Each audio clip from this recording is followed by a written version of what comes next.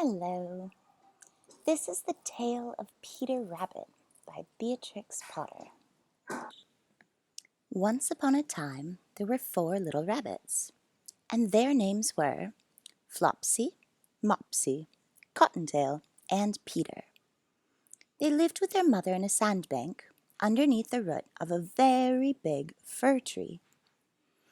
"Now, my dears," said old Mrs. Rabbit one morning, "you may go into the fields or down the lane, but don't go into Mr. McGregor's garden. Your father had an accident there. He was put into a pie by Mrs. McGregor. Now run along and don't get into mischief. I am going out." Then old Mrs. Rabbit took a basket and her umbrella and went through the wood to the baker's. She bought a loaf of brown bread and 5 currant buns. Flopsy, Mopsy, and Cottontail, who were good little bunnies, went down the lane to gather blackberries. But Peter, who was very naughty, ran straight away to Mr. McGregor's garden and squeezed under the gate. First he ate some lettuces and some French beans, and then he ate some radishes. And then, feeling rather sick, he went to look for some parsley.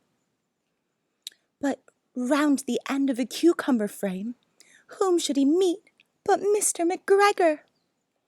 Mr. McGregor was on his hands and knees planting out young cabbages, but he jumped up and ran after Peter, waving a rake and calling out, "Stop, thief!" Peter was most dreadfully frightened.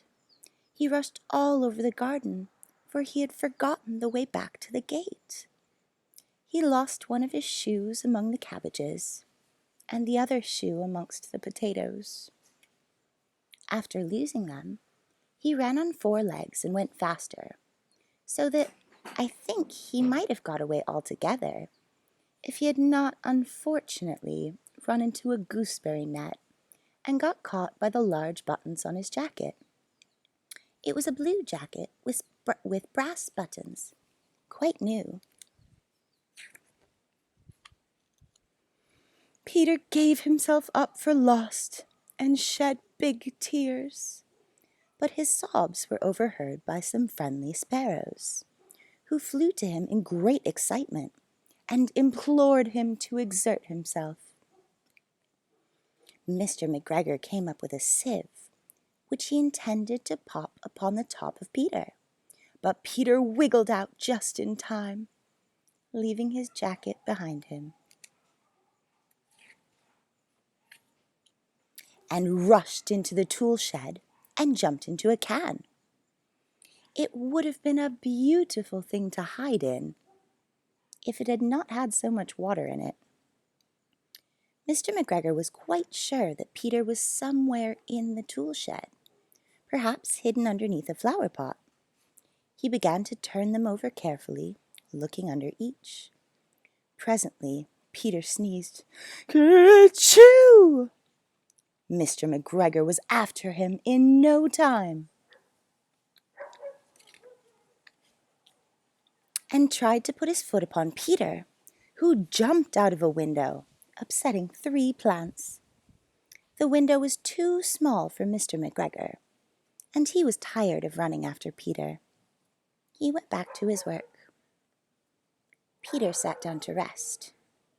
He was out of breath and trembling with fright, and he had not the least idea which way to go. Also, he was very damp from sitting in that can.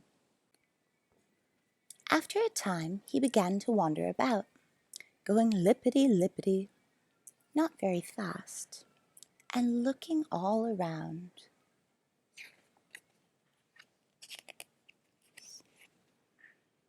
He found a door in a wall, but it was locked, and there was no room for a fat little rabbit to squeeze underneath.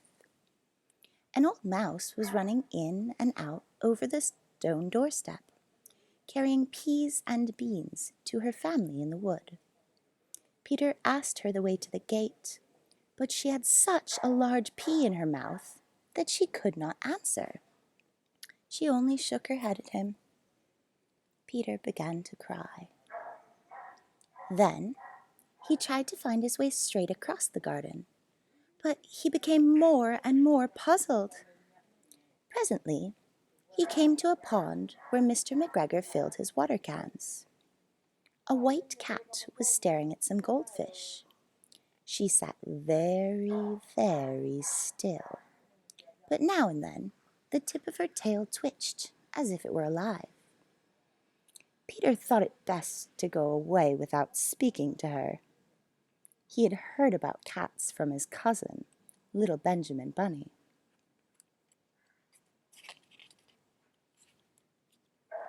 He went back toward the tool shed, but suddenly, quite close to him, he heard the noise of a hoe. Scratch, scratch, scratch, scratch. Peter scuttered underneath the bushes. But presently, as nothing happened, he came out and climbed upon a wheelbarrow and peeped over. The first thing he saw was Mr. McGregor hoeing onions. His back was turned toward Peter, and beyond him was the gate. Peter got down very quietly off the wheelbarrow and started running as fast as he could go, along a straight walk behind some blackcurrant bushes. Mr. McGregor caught sight of him at the corner, but Peter did not care. He slipped underneath the gate and was safe at last in the wood outside the garden.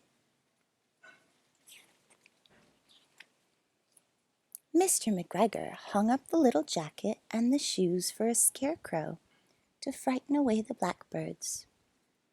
Peter never stopped running or looked behind him till he got back home to the big fir tree. He was so tired that he flopped down upon the nice soft sand on the floor of the rabbit hole and shut his eyes. His mother was busy cooking. She wondered what he had done with his clothes. It was the second little jacket and pair of shoes that Peter had lost in a fortnight.